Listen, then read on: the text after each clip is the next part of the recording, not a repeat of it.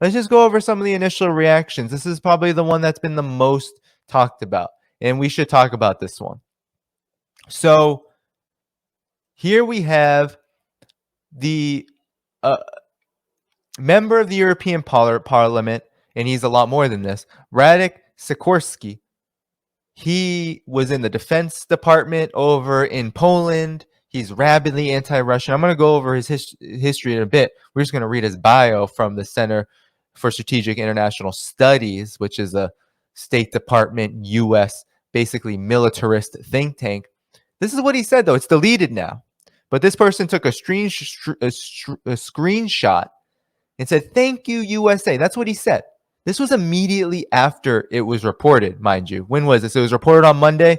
This is September 27th. So immediately after it was found out, right, that this had happened, a picture of the damage. This is a famous photo now. Everyone's sharing it. But a member of the European Parliament, rabidly anti-Russia, Poland, which is key in this, attempt to encircle Russia, and Poland has been basically a lapdog for NATO. Look at this. "Thank you, USA," he says. So that was just the first point, and then we can just go over a little bit of who this Radek fellow is, Mr. Member of the European Parliament out of Poland. Here is who this gentleman is. He's not some kind of just benign actor. He's not some kind of face of neutrality here. He is a fellow, a non-resident fellow over at the Center for Strategic International Studies, which is funded by major European governments. It's funded by the United States, the State Department, by all sorts of other forces of imperialism. But look at who he is. So now he's a senior fellow over at Harvard University Center for European Studies, but he was a former minister of defense in Poland and the foreign minister all the way up until 2014, Speaker of the Parliament in 2014-15, and here's more Solidarity. He was in Solidarity, which of course is the CIA-backed movement against the socialist bloc. It's been really influential on, unfortunately, a lot of some of these fourth international so-called communists. But Solidarity is a CIA movement. So he was a leader on the strike committee. So that's where he comes from. And then, of course, the American Enterprise Institute. He was a resident scholar over there. We've talked about them on this channel, just another corporate U.S. government-backed think tank. But I found this the most interesting here. He proposed and helped set up the European Endowment of Democracy. So the National Endowment for Democracy and the European Endowment for Democracy, those are two sister organizations or brother organizations, or what, those are very interlocked organizations. That is the intelligence apparatus basically at work. So this guy, he is not neutral, okay? Mr. Sikorski is someone who perhaps had some insider knowledge, but his reaction to this, I think, should show us, right? Should show us what, if anything, what even those who are so rabidly pro-US, pro-imperialist, who have made their whole careers on building up to this moment, what they think, right? This is what they think about this. They think the United States done it. And who knows? Sikorski is this the kind of guy who might actually know who did it, given his connections to the military intelligence apparatus. So I want to now show you, okay, what Joe Biden said. So this is also going around. So Mr. Joe Biden has been now questioned, right? I think most of the world wants to know more about his comments, because you may not know this, but Victoria Nuland, who is now, the Under Secretary of State under Tony Blinken, and Joe Biden himself you know what happened, right, with Nord Stream 2 before, as this special military operation began, uh, the U.S. pressured Germany to halt its essentially, it was already built, but they did pressure Germany to cease finding a date when they would turn on the spigot, basically, when they would allow for the transport of LNG to begin with Nord Stream 2. And Joe Biden had this to say, though, when asked about it. Okay. And so a lot of people are saying, well, shouldn't we be looking at this? Shouldn't we be looking at what Joe Biden was saying? So Joe Biden said on February 7th, before the special military operation began, he told the media that he would bring an end to the Nord Stream 2 pipeline. And of course, some might see this as, well, they did pressure Germany to halt its implementation and its usage. But it's these words, right, have been,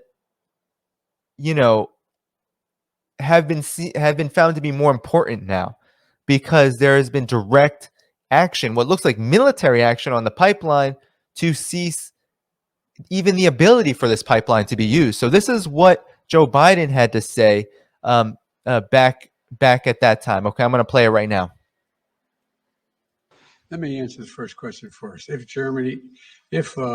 Russia invades, that means tanks or troops crossing the border of Ukraine again. Then there will be no longer a Nord Stream 2.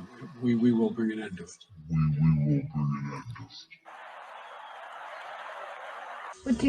How will you do that exactly, since the project and control of the project is within Germany's control?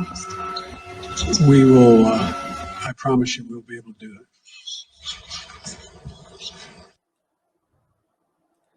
So that video was RT, and I thought it was actually quite a clever video. But there you have it. Joe Biden says, I promise you we will end it. And now, so ending is a very particular term. They pressured Germany to halt usage. That did happen. But ending is a particular kind of language, and I'm not a lawyer. But when you say you're going to end something, it doesn't mean you're just going to temporarily stop it. It means you're going to obliterate it, right? You're going to cease its existence. And that's what has happened here. Okay. I'll just pull it up now. This is what they're saying about Nord Stream 2. And I'm just going to pull this up really quickly because, I think this is important. RT was reporting that, this damage might be irreparable to Nord Stream. So the Russian gas pipelines earlier suffered a sabotage attack, and it's saying that Germany's Tas Spiegel is reporting Wednesday that government circles are saying that the damage is irreparable. So government circles. Who's that? Probably, I'm sure, the NATO imperialist bloc, especially the United States. If the damage is not repaired quickly enough, too much salty seawater could run to the pipes lying at the bottom of the sea and corrode them, German officials have warned. According to the news media outlet, Denmark said on Wednesday that authorities would be able to launch a probe into the issue no sooner than a week or two due to safety concerns. So there's already delays in just figuring it out. So this damage could be catastrophic. The pipelines may never operate again. And that is just really bad news for Europe.